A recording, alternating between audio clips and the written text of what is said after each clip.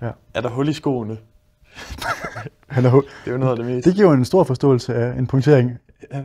Han har hul i skoene. Punktering, det er jo ligesom at have hul i siden af skoen. Det er det samme som at miste snobberen. Ja, det er irriterende. Ja, du kan det godt det er komme ikke videre. fatalt. Præcis.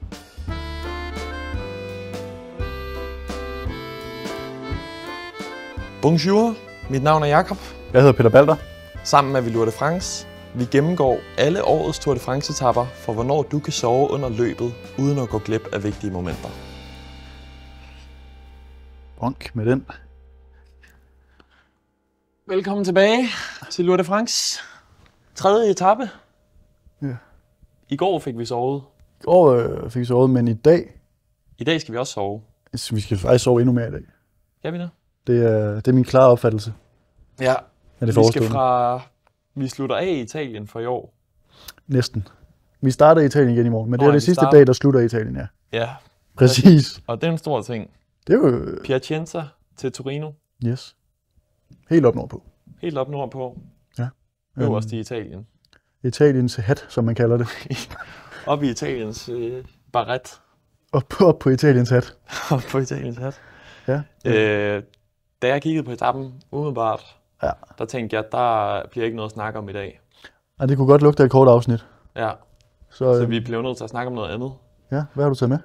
Vi har snakket om det med, at når man begynder at kede sig, eller hvis man synes, turen er kedeligt, eller cykelsporten er kedelig, så ofte med de ting, som jeg synes er kedelige, det er fordi, jeg ikke rigtig forstår dem.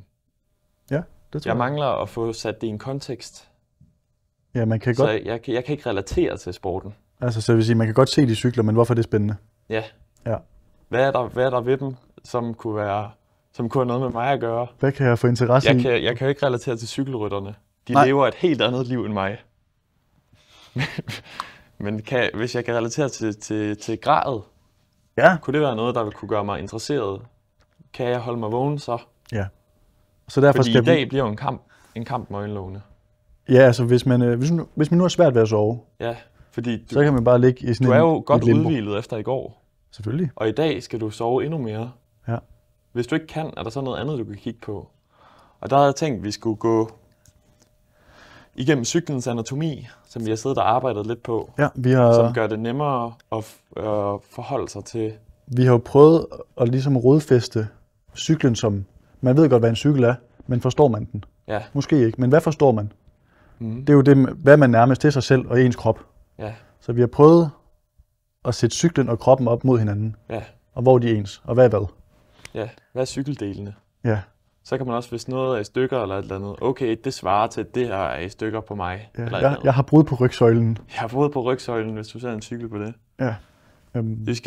Vi starter det mest oplagte sted ved gearskifteren. Ja. Der, hvor man skifter gearet. Det er det, der svarer til vores hjerne. Ja, det er der alle de intelligente beslutninger bliver taget. Ja, det er jo ligesom den, der sender signaler ud til hele cyklen. Ja. Ligesom hjernen sender ud til vores krop. Om hvad der skal ske. Det tror jeg godt, man kan forholde sig til. Den er godkendt. Det synes jeg giver meget god mening. Altså det er... Du kan godt af- eller bekræfte, om anatomien går op. Med min viden om kroppens anatomi og cyklens anatomi vil jeg gerne bekræfte meget styr på kroppen, og du har meget styr på cyklen. Ja. Hvad har de her funktioner? Gearskiftet, det er cyklens hjerne. Ja. Ja. Så har vi styret. Der har vi styret, som bliver lillehjernen. Ja. Hvad er forklaringen på den? Jamen, det er mig, der har fundet på den, kan vi godt sige. Og det er, fordi i lillehjernen, der styrer man motorikken. Ja. Altså, hvor skal vi hen? Og det er jo meget den opgave, styret har på din cykel. Ja. Du kan ikke dreje, hvis du ikke drejer på styret. Nej. Lillehjernen sidder bagerst i... Den gemmer man lige under storehjernen. Som vi ikke har med. Ja. Så har vi selve gearet. Altså gearne. Ja, gearne. Med tandhjul på. Ja, ned omkring dækkene. Ja. Det er hjertet. Det er hjertet. Ja. Det synes jeg, hvis man lige skal sætte noget kontekst på, det er jo ligesom det, der får det hele til at køre rundt. Det der ligesom hjertet slår. Den pumper ud.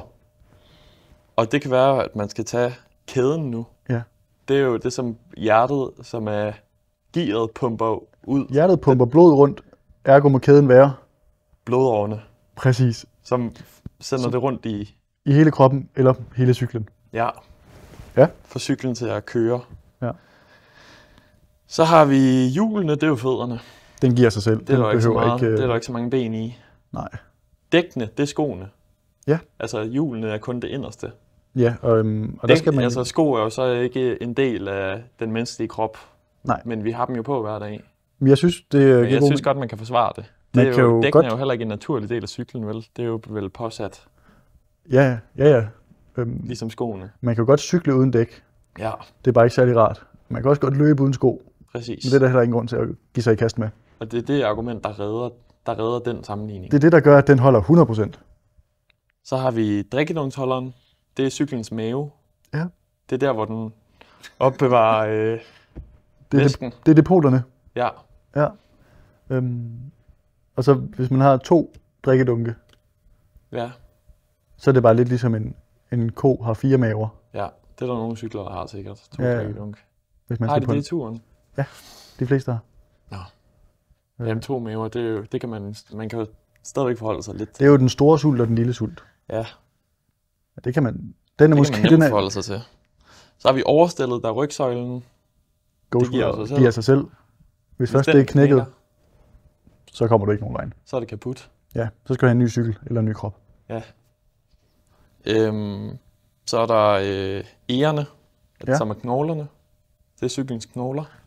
Ja.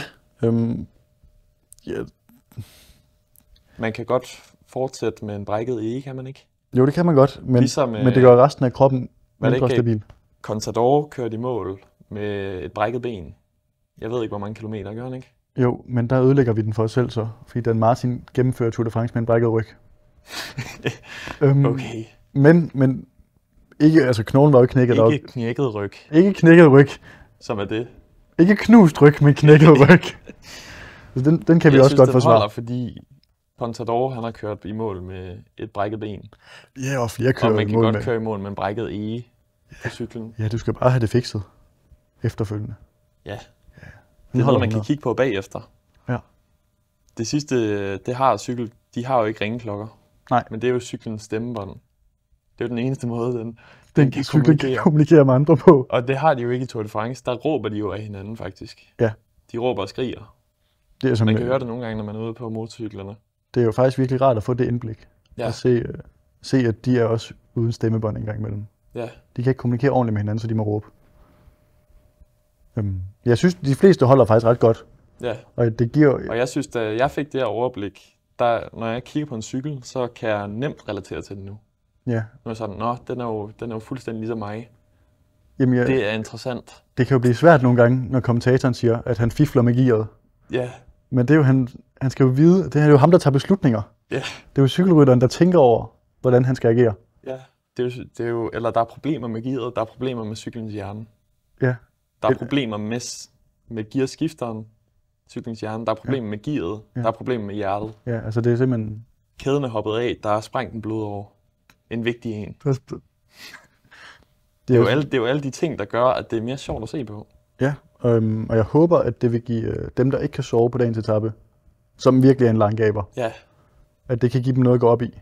Og det tror jeg, fordi jeg tror da også, det er en langgaber for rytterne. De er jo sådan... De keder sig også. Ja, vi kører jo bare bagved... De kører bare bagved 3 italienere igen, ligesom i går. Ja. Vi skal bare ligge og køre, og så er det, der opstår styrt. Ja. Og der er det der, du kan holde øje med. Hvad er det, der er gået i stykker på cyklerne? Ja. Er det hjertet, der er gået i stykker, eller er det fødderne? Hvor er det? Er der brud på foden? Ja. Er der hul i skoene? Det er jo noget af det mest. Det giver jo en stor forståelse af en punktering. Ja. Han har hul i skoene. Punktering, det er jo ligesom at have hul i siden af skoen. Det er det samme som at miste snobberen. Ja, det er irriterende. Ja, du kan godt det er komme ikke fatalt. Præcis.